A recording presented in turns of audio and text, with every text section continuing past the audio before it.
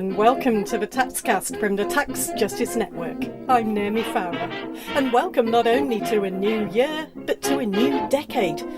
Coming up later, we took journalists on a walk around the City of London to warn them about Britain's acceleration towards a low-tax, weak regulation rogue state when it leaves the European Union, which it's due to do at the end of this month on the 31st of January 2020. Here's a clip from that walk, which we'll bring you more of later. I'm afraid with the massive victory they got on Brexit, they are emboldened to be the capital of international secrecy. And I'm afraid they will make things worse for the rest of the world, without benefiting the UK economy, of course. We're going to have more on that later. But the European Union's got some work to do if it's really serious about making sure its member states comply with anti-money laundering rules on setting up public registers of the real owners of companies. Simon Bowers of the International Consortium of Investigative Journalists discovered that some countries have missed this month's deadline to publish their registers, which they were supposed to do under the 5th Anti-Money Laundering Directive. Tell us about that, Simon. Yeah, so this deadline looked pretty exciting to us. This was supposed to be the end of corporate secrecy in Europe. There would be no more anonymous companies for tax evaders and terrorist financiers to hide behind. Every company would have to declare shareholders up to a certain threshold. And then the deadline came and passed, and really without a murmur, not from Brussels, from the Commission, or from pretty much any member state. And these were all sort of political leaders who were slapping each other on the back about the urgent measures they'd taken to introduce these registers of corporate ownership only a few years back. And now they were nowhere to be seen. So we tried to look around. We found a few. Obviously, the UK has had some disclosures on beneficial ownership of companies for a number of years. I mean, you might say it's not verified and is poor quality, but there has been some transparency of sorts there for a while. Luxembourg came online with a registry fairly recently. There is a registry in Germany that's just gone up, and in Ireland, but you have to pay for the Irish one. Other than that, there's not really much out there. In a way, perhaps the confusion about where these registers are in each member state and why we can find some, we can't find others. No one seems to be particularly forthcoming about why there's been a delay. Part of the problem is that these registers have been set up individually by member state according to their own interpretations of the European directive rather than in conformity to a European regulation. The difference between a regulation and a directive in the EU is that a regulation is something everyone has to do and it's the same. A directive is something that is open to a good deal of interpretation. That's why you've got Ireland demanding a fee every time you search the registry there. You've got Germany taking a different route. You've got the UK taking another route. They're all, in theory, complying with the EU directive, but in their own distinct way. And obviously, when it comes to providing an opportunity for public scrutiny that's supposed to enhance the integrity of the system and help prevent misuse of companies, this isn't particularly helpful. Not helpful indeed. And what would you like to see happen now that would convince you that the European Union is serious about its member states tackling tax dodging and financial crime and avoiding more Panama Papers, Paradise Papers type scandals? Well, one of the things that would help, we're talking about the 5th anti-money laundering directive right now, but a good signal, a good start from the EU would be for all member states to get up to speed and transpose into law the 4th anti-money laundering directive, which they still haven't done yet. I think there's something like 22 of 28 member states who are still dragging their feet on that one. The deadline for that one was, I think, sometime in 2017. So whilst the politicians in Brussels are already talking about the 6th anti-money laundering directive, we could do with some progress on existing directives if the whole process of the fight against money laundering is to retain some credibility in Europe. I mean, I don't want to sound too negative. I mean, Europe has been really setting the agenda on the topic of beneficial ownership and transparency on that topic. And really, there are others watching closely, particularly a lot of the tax havens, the crown dependencies and overseas territories linked to the UK. Several of those have insisted that they'll watch closely what Europe does and may feel, however reluctantly, that they will follow suit at some stage. And of course, the US will be watching closely. And there are noises about movement on beneficial ownership from a policy perspective in the US, which obviously would be amazing.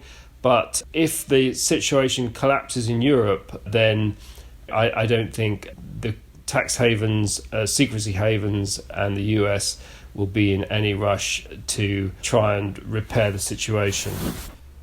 Thanks, Simon. That's Simon Bowers of the International Consortium of Investigative Journalists. And the consortium has another big story out this month, Luanda Leaks. The scandal of how the daughter of the former Angolan president, José Eduardo dos Santos, became a billionaire. She denies looting the country, but leaked documents show how her vast business empire came about, her father's presidential decrees from which she benefited, and the network of offshore companies she used, more than 400 shell companies and other structures. Angola is rich in oil, but that's been of little to no benefit to most Angolans. That's typical for a country suffering from the resource curse. These leaks, showing mega wealth extraction by the former president's daughter, reveal how it was facilitated by armies of accountancy and law firms in financial centres like Dubai and the United States. Bear in mind that Angolans have a life expectancy of about 60 compared to nearly 82 in Portugal, and 44% of Angolans don't have access even to drinking water. Average incomes are about $5,500 a year. There's been movement on the proposed digital tax, which various countries were proposing to levy on big tech companies, the Googles and the Amazons of this world. President Macron of France has retreated on implementing a 3% tax France was due to impose after threats of retaliation from the United States, since the world's big tax-dodging tech companies are pretty much US monopolies. France's tax would have raised an estimated $563 million a year. The UK's finance minister says he will go ahead with its planned tax, despite being weakened by needing to negotiate a post-Brexit trade deal with the United States. So we'll see about that. The Czech government was also planning to introduce a 7% digital tax. It remains to be seen whether they'll go ahead with that. And all of this because the OECD and the European Union have so far failed to address the issue. Will they step up now? Let's see. There are two climate crisis developments to tell you about this month. Some bad news and then some good news. The British government is bailing out Flybe Airline, owned by, among others, the very wealthy tax-dodging billionaire Richard Branson. They've granted them an enormous tax holiday, worth up to £100 million. Meanwhile, Germany is putting a similar amount of money not into planes but into a big push for train travel. They're going to be overhauling and updating their railways. So a bit of good news there. And also in Spain, the government there's demonstrated what political will can do. They thought it would take a decade to do it, but they've taken just 1 year to stop using coal in power plants to generate electricity. Spain also stopped coal mining in 2019 after they finished subsidising their national coal mines, partly due to European Union regulations and partly because their national coal deposits weren't making any money anymore. So, it can be done, and quickly. Time to speak to John Kristensen now of the Tax Justice Network for his take on this month. OK, John, at the Tax Justice Network, you and Nick Shaxson were the first to come up with the phrase, the finance curse, to explain the harms done by finance sectors that are too big relative to the economies they're operating in, and how they lead to a lack of economic diversification, more inequality, and a really unhealthy race to the bottom between nations on tax and regulations. And the IMF, the World Bank and others have since recognised this phenomenon. And this month we've seen really interesting developments from the IMF of all places. They put out a new report calling for the shrinking of oversized finance centres. But let's look first of all at what the head of the IMF said when she was introducing this report, Kristalina Georgieva. She warned about the staggering rise in inequality levels globally, but she did it in really stark terms. I mean, unusually stark, I thought. She said that rising inequality is now, and I'm quoting, reminiscent of the early part of the 20th century when the twin forces of technology and integration led to the first Gilded Age, the Roaring Twenties, and ultimately financial disaster and the Great Depression.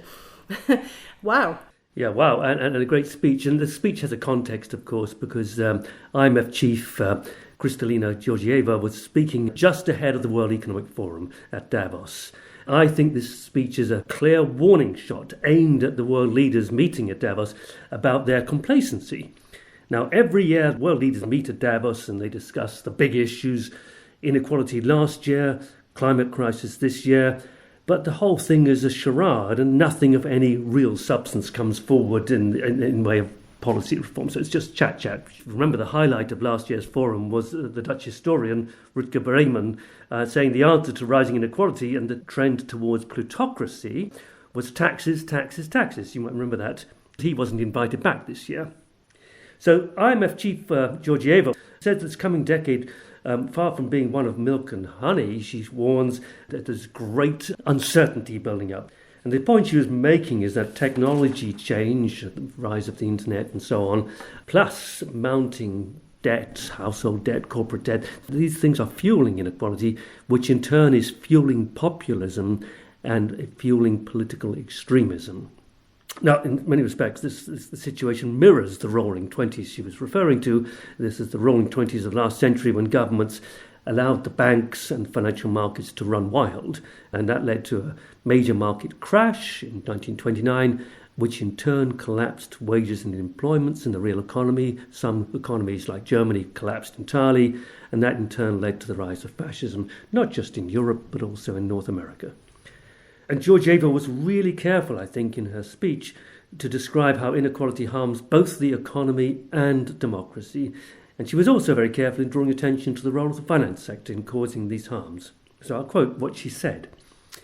"Too often we overlook the financial system, which can also have a profound and long-lasting positive or negative effect on inequality." Now, it's that negative effect which we identify as the finance curse, when too large a finance sector starts to drain wealth away from the real economy. And it's good to have the head of the IMF drawing attention to this. We've been drawing attention to it for many years, but it's good that this is now reaching the mainstream.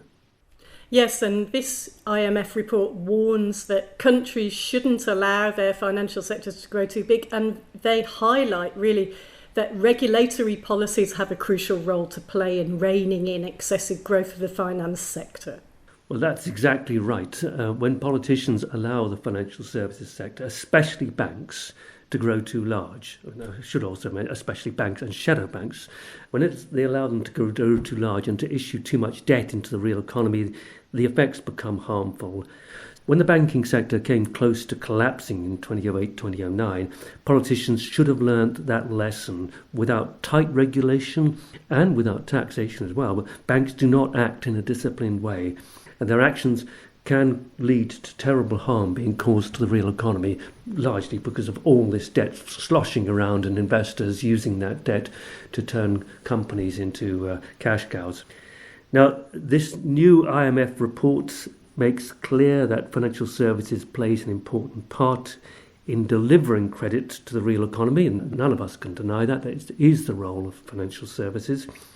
But they also look at how when the financial services sector becomes too large and is not tightly managed, then it tips from being an important prop of the economy to becoming a drag on the economy and potentially causing massive harm. So, on the positive side, they look, for example, at how extending credit to really small businesses, micro businesses in China and India has helped bring many people out of poverty as small businesses create jobs and increased earnings in those countries. But also, the report also makes it very clear, and they issue a stark warning, that the financial sector, when it's not well managed, is likely to cause economic harm, and that will lead to rising inequality. And that, of course, is the root of what we call the finance curse. Right, and the IMF has accepted now that inequality is bad for economies, and that's a belated but a big leap for them. Yeah, it's definitely belated, but it's true that for years, even decades, IMF officials, but also, let's be honest, many economists and politicians across many countries have seemed pretty unconcerned about inequality. Some economists even sneered at concerns about inequality, and they dismiss it as the politics of envy. Well, we now know better about that. There's ample evidence that inequality harms the economy because too many people simply don't earn enough to pay even for the basics in life, their rents and heating and food and so on. So there's not enough demand in the real economy. And there's also ample evidence now that the claims that have been made for a very long time that neoliberalism, the idea of the American dream, people will move upwards and will have great social upwards mobility, that just hasn't happened. In fact, social mobility has stalled in North America and in many parts of Europe, and many millions of young people will be worse off over the course of their lifetimes than their parents were. And that's becoming increasingly clear and leading to mounting resentment, political resentment. So it's interesting, and getting back to the IMF chief, Kristalina Georgieva's speech, that she singled out inequality in the UK as a reason for particular concern. And she noted that the top 10% now control almost as much wealth as the bottom 50% of people in the UK. And, if you look at the long term, if you look at the last 40 years since Mrs. Thatcher came to power and introduced Thatcherism, that's possibly the biggest and the most damning indictment of Thatcherism, Reaganism and the whole neoliberal agenda, because inequality is now actually threatening to topple the whole thing, turn the whole thing over. Thanks, John. John Kristensen, the Tax Justice Network. Now it's time for the Taxcast special feature, and we're going to split it in two this month. First of all, we're going to take you to the City of London, where we took journalists on a walking tour of the City of London's finance sector to warn about the effect of Brexit and the policies of the current British government on poorer countries in the world, or, as we like to call them, plundered countries. After that, we're going to take you off to France, which has been experiencing its longest transport strike action in 50 years. But first, let's go to the bitter cold of London and hear from Derege Alameyu of the Global Alliance for Tax Justice, addressing journalists near the Bank of England at the start of this new decade. A decade in which we're likely to see serious deterioration in Britain's already bad reputation as a centre for global corruption. Derege Alameyu. When you look at an Africa, maybe you have some perceptions that I come from a poor continent. Your former Prime Minister, David Cameron, was never tired of saying the major problem in Africa is the corruption of its leaders. Actually, I was once invited to attend a meeting he chaired with African leaders, and he was very happy telling about a corrupt African leader who has how many Ferraris, who has how many what and what. And I had a chance to ask a question, and I said, when you were telling all these things, why didn't you also mention, firstly, that this guy did not go out of Africa with a attaché case stashed with money? He must have used facilitators. Who are these? Secondly, those who were selling to him real estate and precious things, why didn't they ask, guy, where did you get your money from?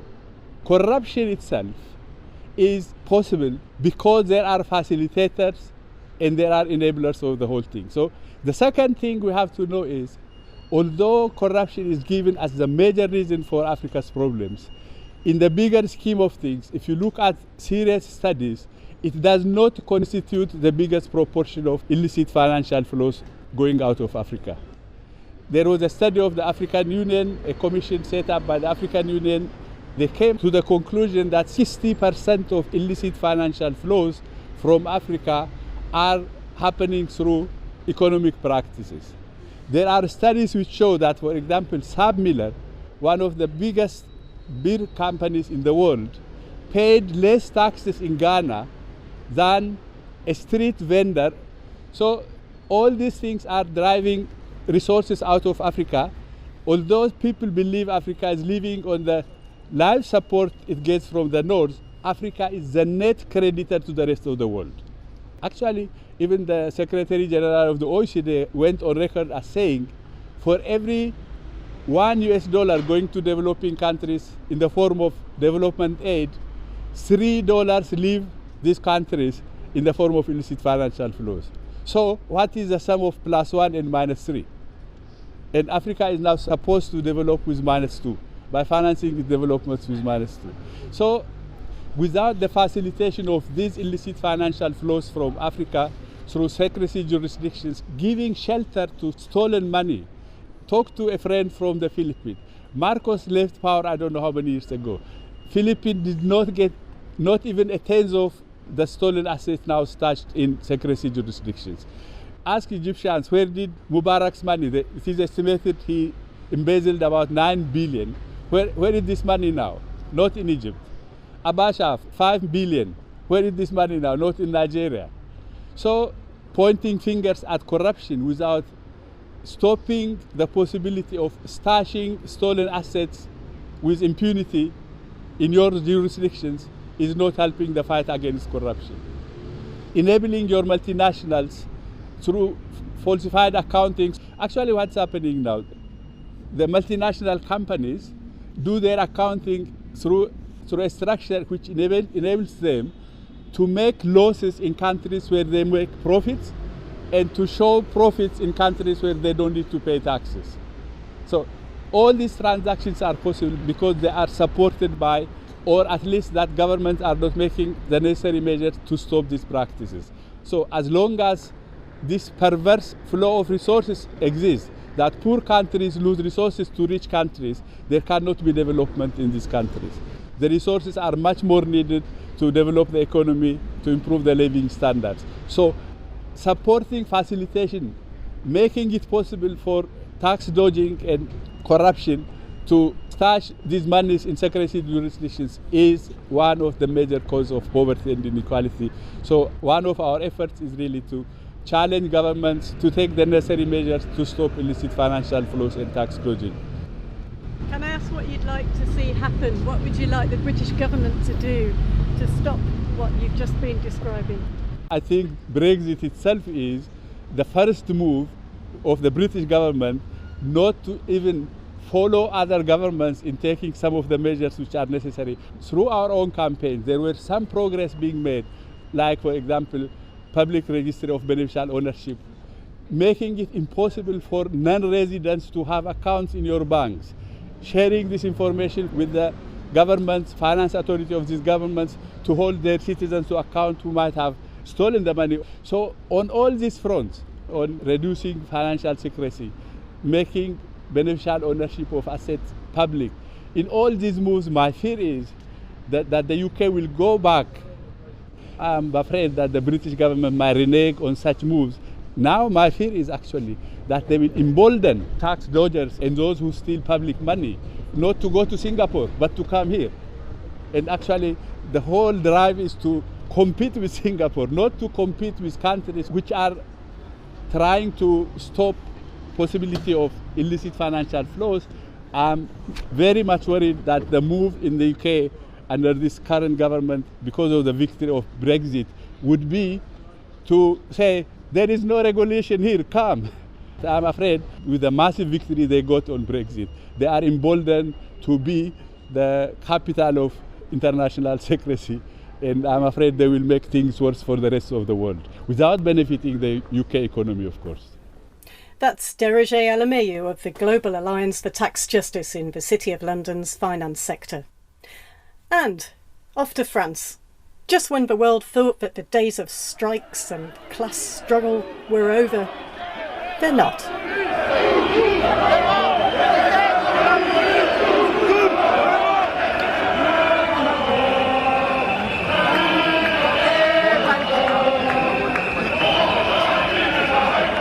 Here in France, President Macron has faced a huge fight back against his proposals to reform the pension system by simplifying it, which, among other things, seems to mean raising the retirement age and a deterioration in pension rights.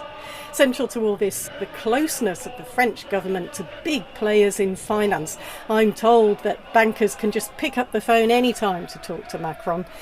This new year, he even gave the Legion of Honour for services to France to the director of BlackRock, which is a financial company which specialises in managing private pension funds. They've been advising the French government on how to promote private pension schemes. And BlackRock stands to make billions from Macron's pension reforms. Remember that Macron very early on scrapped wealth taxes in France and introduced lower corporate taxes before getting started on the pension system he claimed was becoming too expensive to maintain. And on top of that, France is dropping the 3% tax it was due to impose on big tech companies after threats from the United States, which would have raised an estimated $563 million a year. This is Marie-Antoinelle Joubert of the Global Alliance for Tax Justice. It's quite clear to me that Macron's politics and policies since he's in place, really the opposite of tax justice. The poorer, he wants them to pay more, and the richer, he wants them to pay less. Taking away the wealth tax, not chasing tax avoiders, is the first and biggest mistake he can make. It's really a question that arises now in France is how all those governments and presidents that we have are not chasing tax avoiders, the big multinationals. Those big multinationals, people know them, and when they find out that those multinationals virtually pay no taxes in France, they think it's appalling. It's really amazing that governments wouldn't do that, because I think it would be very good for their popularity. So I guess it's really an issue of elite and the presidents always protecting their people, which are multinational leaders who they studied with most of the time. So clearly, whether it's public schools, public health, public infrastructures, the justice system and pensions, Macron could fund them with a proper tax justice policy. France loses between 60 to 80 billion euros a year in tax avoidance. This is only conservative figures. We know France could get a lot more if it went after its main tax avoiders, the richest people and mainly the multinationals, the big French companies. It's really appalling that he doesn't. That's Marie-Antoinelle Joubert of the Global Alliance for Tax Justice. I also spoke to Pascal Debay of the CGT Union, Union Confédération Générale du Travail. You know, many people said that all the big strike action was over in France since the 1980s and 1990s. This strike has been the longest for more than 50 years in transport in France. And so what does that say about what's happening in France now? Indeed, you're right. We are in the longest struggle, the longest social conflict in France. Imagine, it's longer than what happened in 1968. You know, the situations of work is different. There are less industry in France, more precarity, more poverty. The first time we have this kind of conflict. You know, the railway men and women make a strike which is incredible. Now it's been 47 days that they've been on strike. Mr. Macron is very, very pro-business. He wants to reform France. They want to break our social system of retirement. So we think, the trade unions, that this is a way to go for the private system of retirement. Mr. Macron, when he arrived 2 years ago in power, he made new laws to lower corporate taxes, more and more for business and less for workers. It's been the third time that he refused to put up the minimum wage.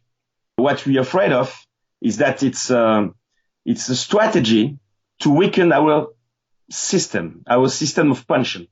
In France, the social security, all the money in the system of social security is more important than the state budget of France. Imagine what some people of the financial place would like to do with that money. Yes, I can imagine. And it's almost like he's trying to do what Mrs. Thatcher succeeded in doing in the 1980s in terms of breaking the unions and restricting people's rights to campaign for better working conditions. Yeah, we to be frank with you, we often use this comparison. And in a way, Mr. Macron is like Mrs. Thatcher. He wants to weaken the trade unions in France. And in France, I believe the retirement age is currently 62. And France has 3 times less pensioner poverty than in Britain. But in Britain, the retirement age is going up this year to 66, and it's going to go up to 67. And nothing happened here. There was no protest, and we have weak unions, as you know. But the government argued, as is Macron, that it's because people are living longer that they must make this change in pensions. What do you say to that? Yeah. What you're asking me is important. We are in the liberal ideology, you know. They want to make people think that we say to the bosses, where's the logic? When the people are 50 years old in France, you fire them. You say they're not enough competitive. When there are problems in factories, you fire the oldest workers. On the other hand, you say to the people, you must work older. There's something which is very illogical, you know. So that's what we denounce. We would like that Mr. Macron and his government make choice for the people. For example, if women are paid the same as men, that will be 6 billions, I say 6 billions of euros in the retirement system. In the system of work in France, the bosses pay taxes for our retirement system.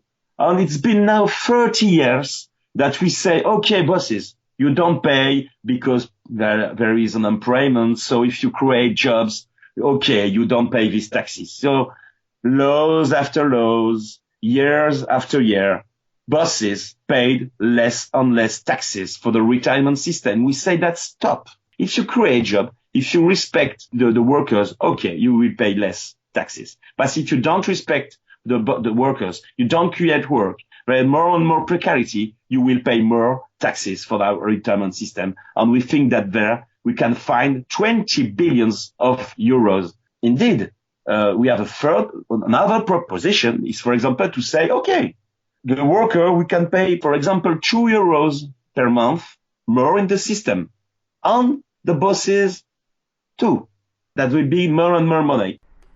There has been used time and time again as an example of how the strike is not right, that train drivers can retire at the age of 52 years. This has been used by the media a lot. Yes, it is possible they can retire at 52, but if they retire at 52 years old, they don't have much pension, and so it is not really such a good option. You know, we are in a world where the fake news are not always from who we think. The government is lying to the people. Even in the French railway, you know, the drivers are not retired at 52 as the government say. It's not true. And something is interesting. We asked, a poll 2 weeks ago, and 60% of the French people support the strike.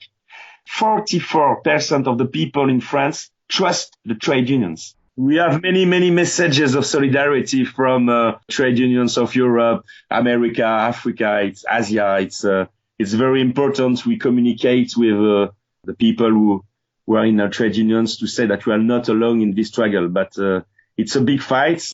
Something is important is that the far right in France is very, very present. And they try to take for them the hungriness of the people. You know what I mean? So they say, for example, the CGT is not a good trade union because we are fighting the far right. They said, if you are in power in 2 years, if Marine Le Pen is president, she promised to the workers, we will retire this new law It's difficult for us. The political left in France is very, is split. So that's a big problem for the trade unions to deal with the far right. I don't know if we will win, but we will carry on. That's Pascal Debay of the CGT Union, Confédération Générale du Travail. And that's it for this month. Make sure you look out for the next edition of the Taxcast. That'll be edition 98, because the Tax Justice Network is going to release the Financial Secrecy Index 2020 results.